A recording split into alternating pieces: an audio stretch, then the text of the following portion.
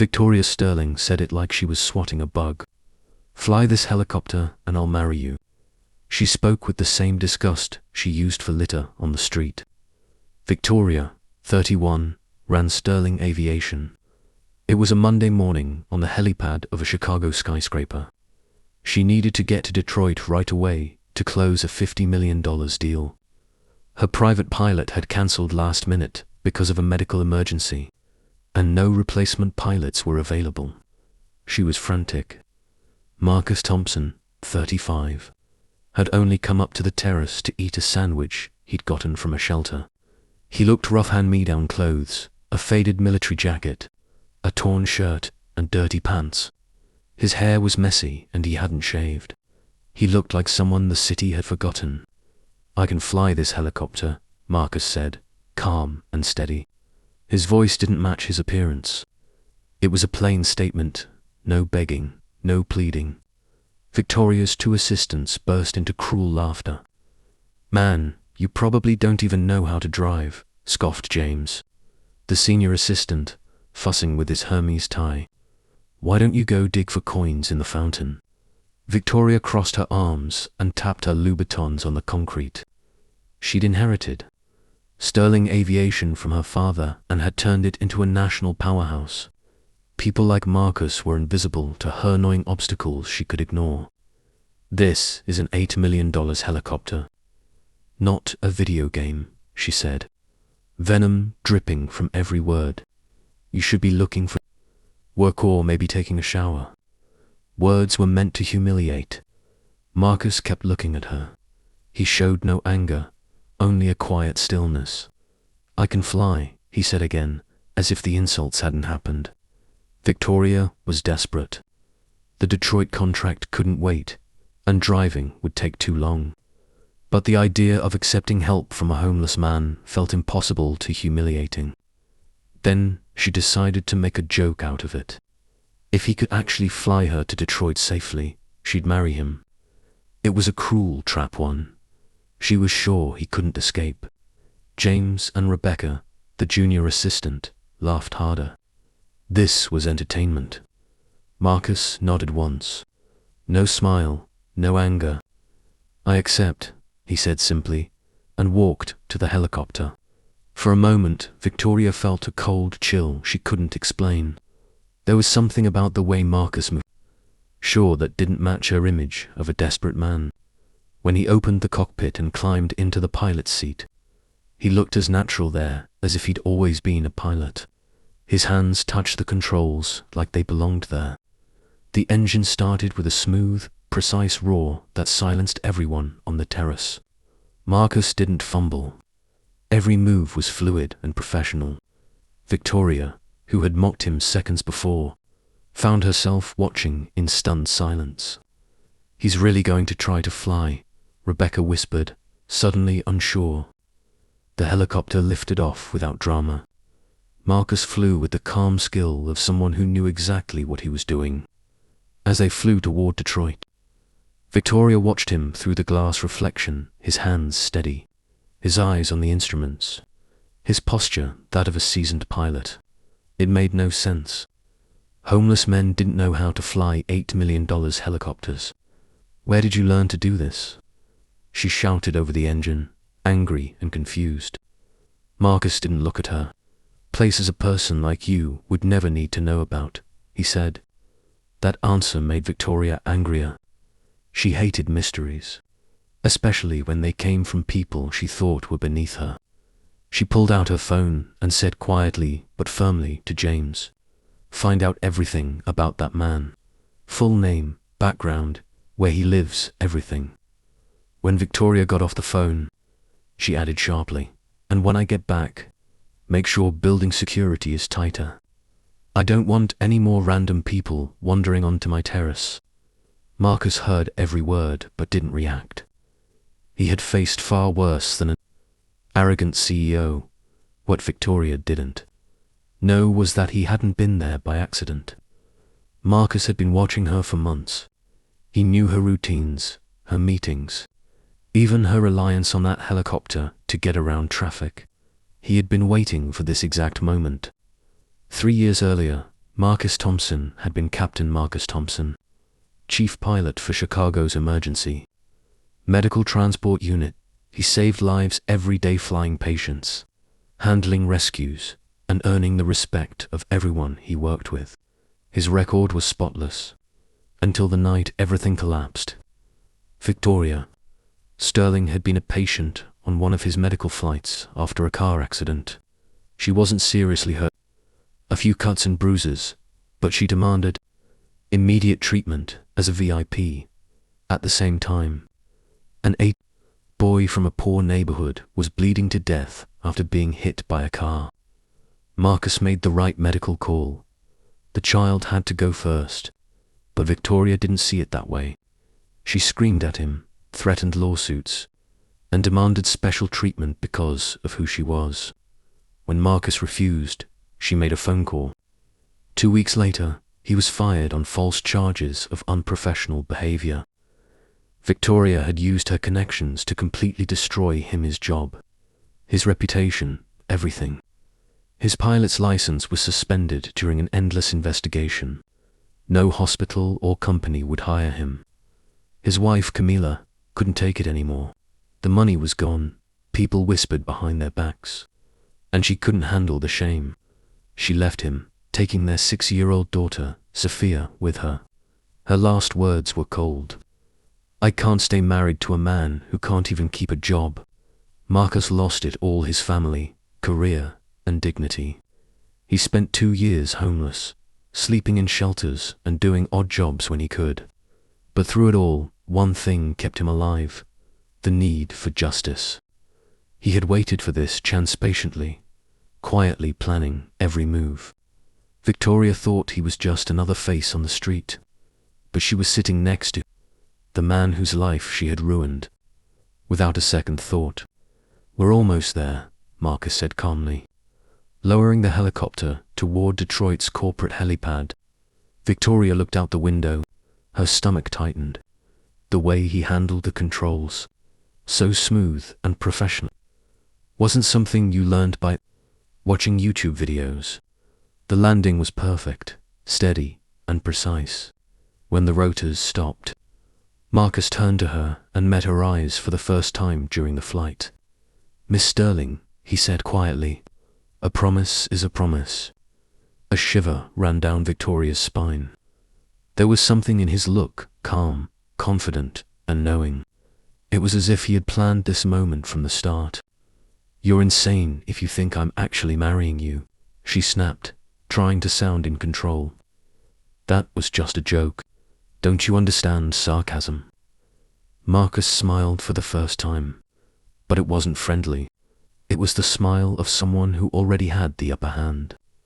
"Oh, I understand sarcasm," he said, "just as I understand verbal contracts, audio recordings, and witnesses." He reached into his jacket and pulled out a small digital recorder. "James and Rebecca heard everything you said, Miss Sterling." Victoria's face went pale. "You wouldn't dare," she whispered. Marcus slid the recorder back into his pocket. "A woman like you understands the value of a promise, especially one made in public. I wonder how people would react if they heard how the great Victoria Sterling talks to those beneath her." Victoria realized she'd been trapped, but she didn't yet understand how deep this went or who Marcus really was. This wasn't just revenge. It was the beginning of a carefully planned reckoning by the man she had destroyed and forgotten. Later, in her Detroit office, Victoria signed the $50 million contract with her usual poise, but her thoughts were tangled and uneasy. Who exactly was Marcus Thompson? And how did a supposed homeless man fly a helicopter better than her own pilots? As soon as Victoria signed the deal, she snatched up her phone and called James. "I want a full report on that man within the hour," she ordered coldly. "Full name, criminal record, background, everything. And call an emergency meeting for when I get back." On the other end, James sounded nervous. "Miss Sterling, we've already tried, but there's something strange. It's like he didn't exist before 2021. No job history. No credit record, no address, nothing. It's like he just appeared. A chill ran through Victoria's body.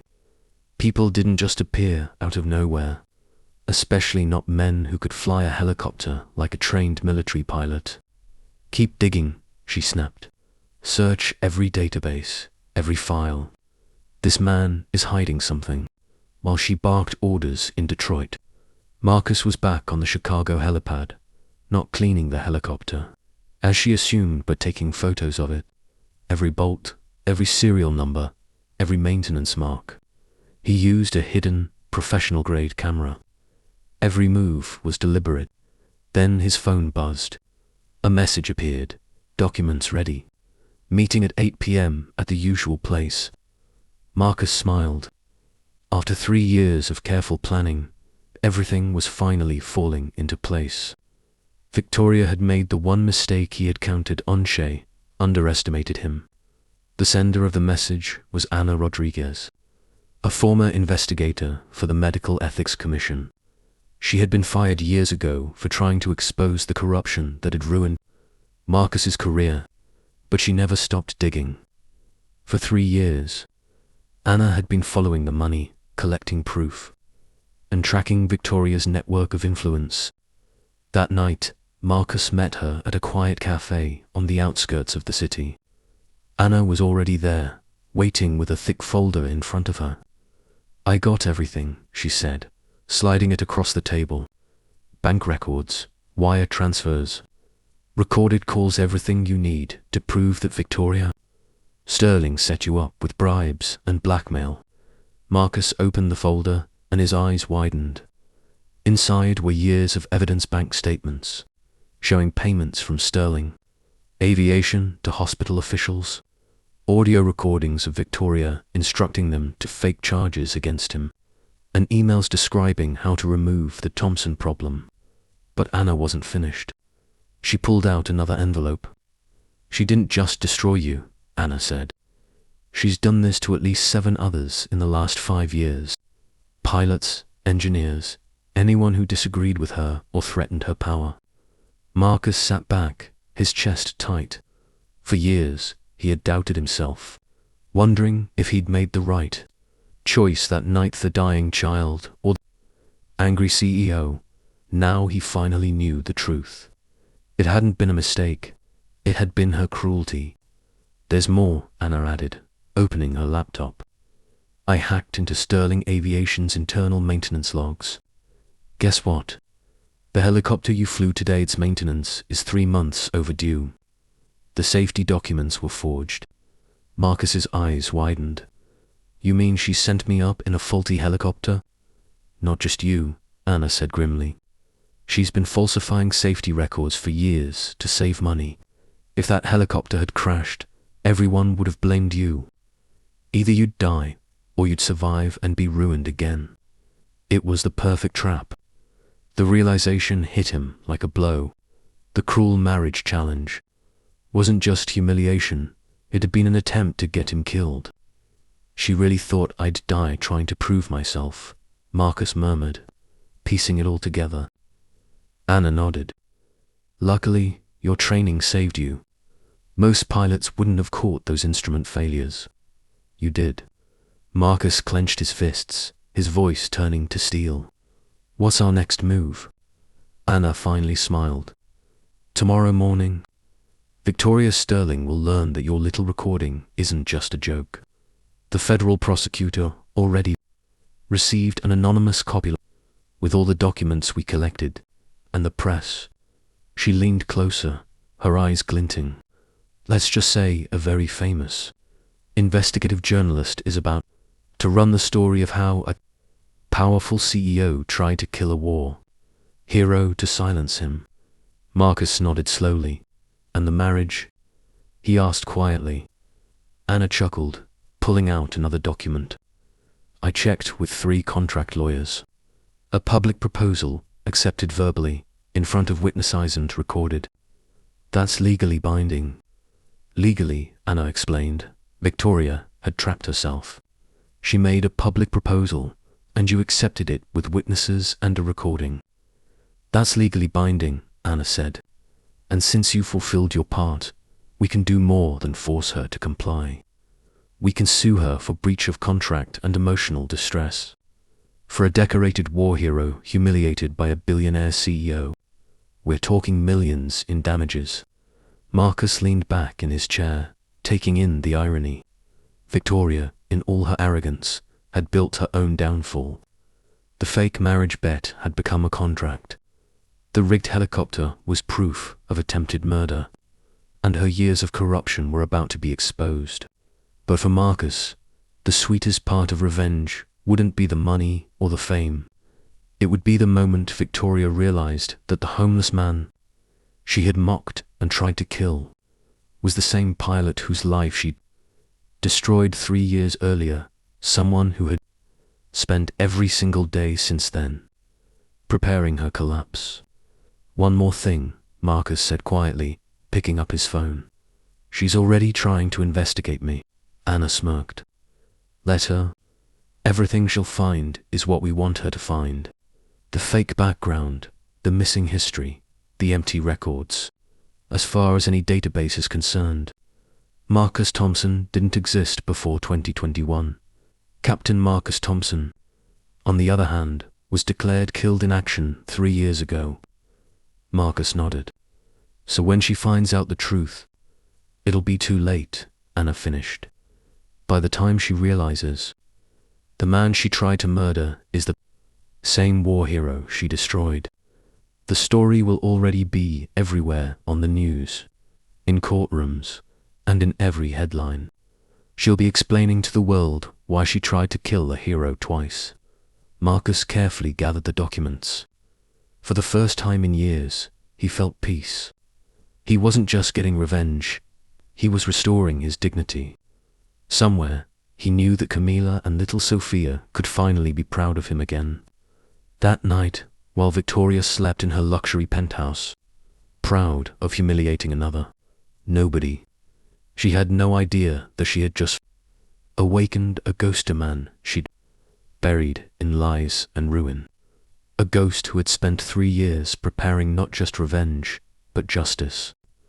The next morning, Victoria woke up to 17 missed calls from James, still in her silk bathrobe. She grabbed her phone, irritated. James, what now? His voice trembled. Miss Sterling, we have a serious problem. There's an investigative reporter downstairs, asking for your statement about attempted murder and forged safety records. CNN is parked outside. Victoria's blood froze. What are you talking about? There's more, James said. The federal prosecutor called.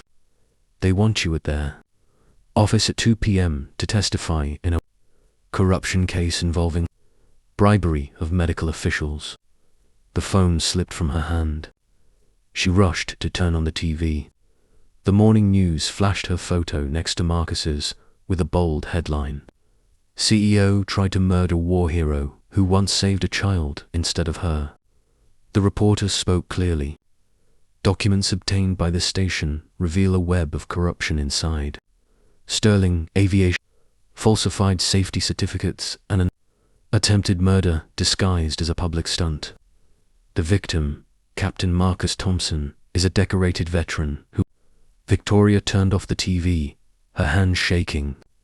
Captain Marcus Thompson. The name struck her like a thunderbolt. She remembered him now, the pilot from the hospital 3 years ago, who had dared to put a child's life before hers.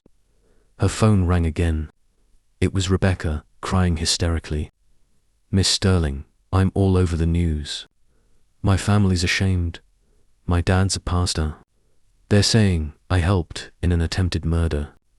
Victoria hung up and immediately called her lawyer. His secretary answered coldly. Mr. Richardson is unavailable. He asked me to inform you that he can no longer represent you due to a conflict of interest. Conflict of what? Victoria stammered. The realization hit her she was being abandoned. The empire she built on power and intimidation was collapsing. She threw on her clothes and rushed to the office, pushing through a sea of reporters outside. Inside, Chaos reigned. Shares have dropped 67% in the last 2 hours, said the CFO, pale and sweating. 3 major contracts have been cancelled, including Detroit. The board has called an emergency meeting at 4. Victoria stormed into her office, then froze. A folder sat neatly on her desk. Inside were copies of all the evidence Anna and Marcus had gathered. Bank transfers, recorded calls, emails, falsified certificates. On top of the stack was a single handwritten note.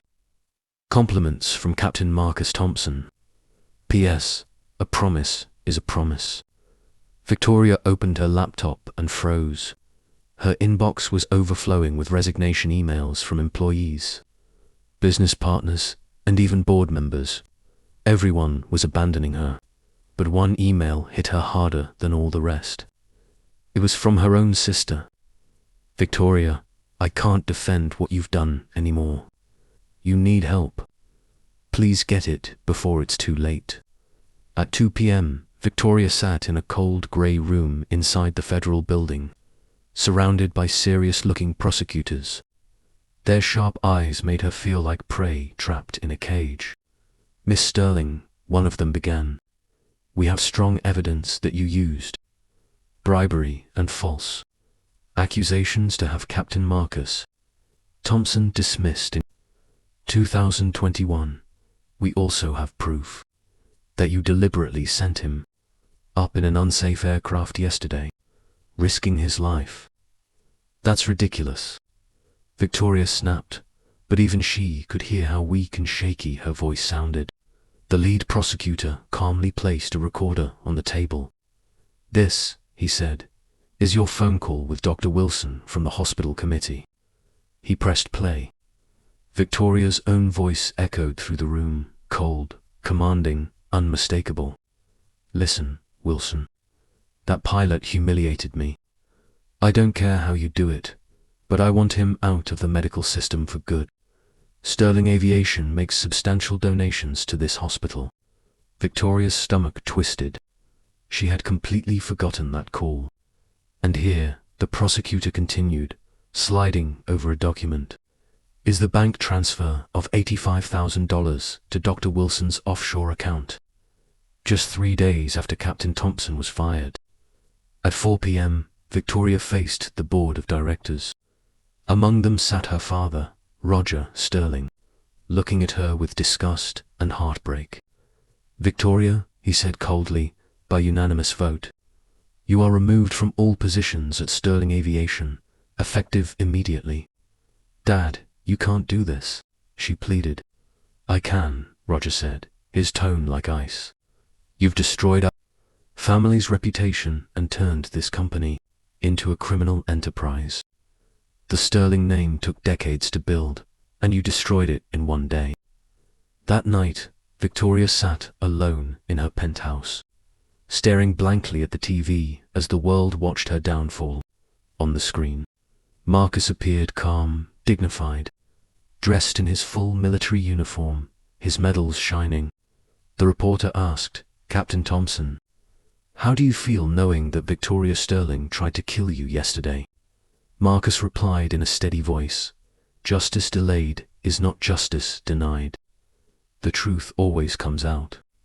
My only goal now is to make sure no other professional loses everything just for doing the right thing.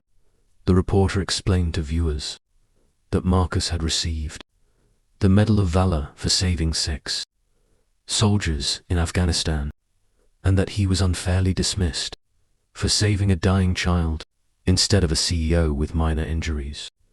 Victoria turned off the TV just as her phone rang. Hello, she said weakly. Hello, Victoria, came Marcus's calm voice. It sent a chill down her spine. What do you want? She whispered. I want you to understand something, Marcus said. When you destroy someone's life for your ego, you're not just hurting a person, you're destroying the values they stand for. I stood for integrity. You crushed that because your pride was hurt. I didn't remember, she stammered. Of course, you didn't, Marcus said quietly. To you, I was invisible, just another life beneath yours. But the difference between us is simple. When I fell, I learned how to rise again. You're falling now, and you don't have that strength." Victoria's voice trembled. "You planned all this." "I planned justice," Marcus corrected. "Revenge would be letting you live in ignorance. Justice means facing the truth and making sure others never suffer what I did." As Victoria sat there in silence, tears in her eyes, she realized her entire empire was gone, and this was only the beginning. 6 months later, Marcus stood on the same terrace where everything had started, but this time as CEO of Thomson Aviation Services. A company he built using the settlement Victoria was forced to pay. The Detroit contract and 3 other major clients had moved to his company. Sterling Aviation was bankrupt, and Victoria, once one of the richest women in the country, was now working as a receptionist at a veterinary clinic, the only job she could find after being convicted of attempted murder and corruption. Her father had disowned her. Meanwhile, Marcus's life had come full circle. "Daddy, are you going on TV again?" asked Sophia, now 9 years old, visiting him at his office. Marcus smiled warmly. "Yes, princess. I'm going to tell them how I turned the worst thing that ever happened to me into the best opportunity of my life." He looked out the window, watching the planes rise into the golden sky. Justice, he realized, wasn't just about punishment. It was about rising higher than hate. Victoria had tried to bury him twice. Both times, he came back stronger. True revenge wasn't destroying her. It was proving that greatness doesn't come from wealth or status. It comes from character, resilience, and purpose. When young black pilots visit his company, Marcus always gives them the same advice.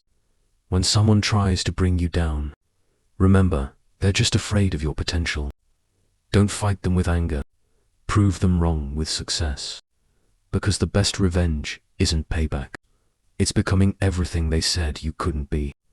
If this story of strength and justice inspired you, subscribe for more powerful stories that prove the truth. Justice always finds a way to fly higher than prejudice.